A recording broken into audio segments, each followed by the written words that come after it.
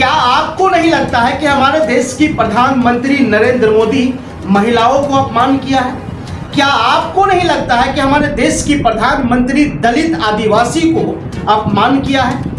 क्या हमारे देश में संसद भवन के उद्घाटन में हमारे देश की राष्ट्रपति को नहीं बुला करके ऐसा आपको नहीं लगता है कि हमारे देश की राष्ट्रपति के पोस्ट को अपमानित किया है? क्या आपको ऐसा नहीं लगता है कि इन भारत के जितने सारे कल्चर हैं उसका मोदी अपमान किया है? क्या आपको ऐसा नहीं लगता है कि मोदी हिंदू मुस्लिम सिख ईसाई को अपमान किया है? क्या आपको ऐसा नहीं लगता कि लोकतंत्र को मोदी ने अपमान किया है? क्या आपको ऐसा नहीं लगता कि बेटी बचाओ बेटी पढ़ाओ का नारा देने वाले प्रधानमंत्री हमारे देश की बेटी को अपमानित किया है? क्या आपको ऐसा नहीं लगता कि भारत के संविधान को जो है मोदी ने अपमानित किया है? क्या आपको ऐसा नहीं लगता है कि बाबा साहेब को मोदी सरकार ने अपमानित किया है? क्या संसद भवन को अपने हाथों से उद्घाटन करके क्या साबित करना चाहते हैं? क्या साबित करना चाहते हैं? क्या उन सुनहरों अक्षरों में संविधान के अंदर इतिहास के अंदर क्या मोदी अपने नाम को अमर करना चाहते हैं? क्या उस नए संसद भवन में मोदी सरकार अपने नाम को अमर करना चाहते हैं? क्या उस संसद भवन में क्या मोदी सरकार को सिर्फ पैसे लगे हैं? क्या उस नए संसद भवन में बीजेपी पार्टी का पैसे इन्वेस्टमेंट हुआ है? क्या उस संसद भवन में किसी बिजनेसमैन के पैसे हैं? नहीं, बिल्कुल नहीं। यदि आप ऐसा सोच रहे हैं तो आपकी लोकतंत्र जो है खतरे में है। मैं आपको बताना चाहूंगा और आपको समझना बेहद जरूरत है। इन सारे जो हमने बताया है आपको, इन सारे चीज को जिस प्रकार से मोदी ने अपमान किया है, उस अपमान की बदला 2024 में जरूर दिखना चाहिए। आपको क्या लगता है कि राष्ट्रपति हमारे देश में अगर आदिवासी महिला है तो क्या आदिवासी दलित समझ करके हमारे देश के संसद भवन के उद्घाटन में नहीं बुलाया गया? अगर ऐसा सोच करके अगर महिलाओं को अगर अपमान करने की काम किया है मोदी सरकार, तो 2024 में इनका रिजल्ट मिलना चाहिए।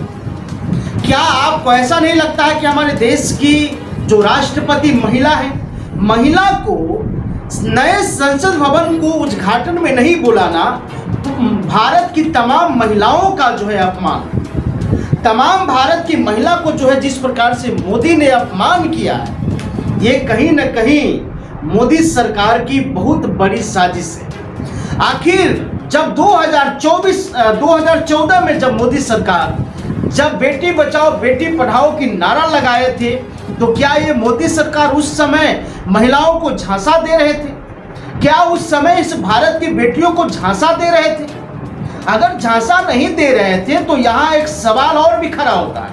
एक सवाल मैं और भी बताना चाहूँगा, जिस प्रकार से हमारे देश की बड़े बड़े पहलवानों ने, जिस प्रकार से हमारे देश की पहलवान बेटियों ने आज दिल्ली के जंतर मंतर पर जो है धरना प्रदर्शन कर रहे हैं, जिस प्रकार से धरना प्रदर्शन करके सुप्रीम कोर्ट में मामला पहुंच चुका है ब्रिजभूषण शरण सिंह का, क्या उस तरीके से क्या पहले उस पर एक्शन होना चाहिए या फिर पहले संसद भवन का उद्घाटन होना चाहिए?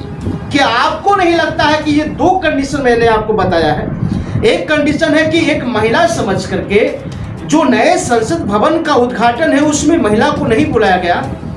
दूसरा है कि जब दिल्ली जंतर मंतर पर जब हमारे देश की बेटियां जब धरना प्रदर्शन कर रही, जब उनके सांसद के खिलाफ में धरना प्रदर्शन कर रहा है, लगभग कई महीनों से जो है धरना प्रदर्शन चल रहा है, और इधर मोदी उनके ऊपर कानून कार्रवाई करने के बजाय एक नए संसद भवन का उद्घाटन कर रहे हैं। अरे इसे क्या हो गया है? नए संसद भवन की आवश्यकता पड़ गई? ऐसा क्या हुआ जो पुराने संसद भवन में अभी आप कुछ दिन और नहीं रुक सकते हैं? क्या अभी आप कुछ दिन और जो है लेट नहीं कर सकते हैं? कि ऐसा भी तो हो सकता था कि चलो भाई पहले इस देश की बेटी को न्याय दिला दे, फिर जाकर के नए संसद भवन को जो है उद्घाटन करें। देखिए ये देश की मुद्दा से जो है भटका रहा है। देखिए इस देश की मुद्दा से आपको भटका रहा है, जिस प्रकार से मोदी सरकार ने जान गया है कि बृजभूषण शरण सिंह के ऊपर जिस प्रकार से पूरी भारत आंदोलन करने वाली है, उस मुद्दा से भटकाने के लिए नए संसद भवन का उद्घाटन इसी समय मोदी सरकार करना चाहते हैं। और मैंने आपको पहले भी बताया है और आज भी बताना चाहूंगा, जिस प्रकार से मोदी सरकार अपमान कर रहा है, ये कहीं ना कहीं एक बहुत बड़ी सवाल खड़ा होता है।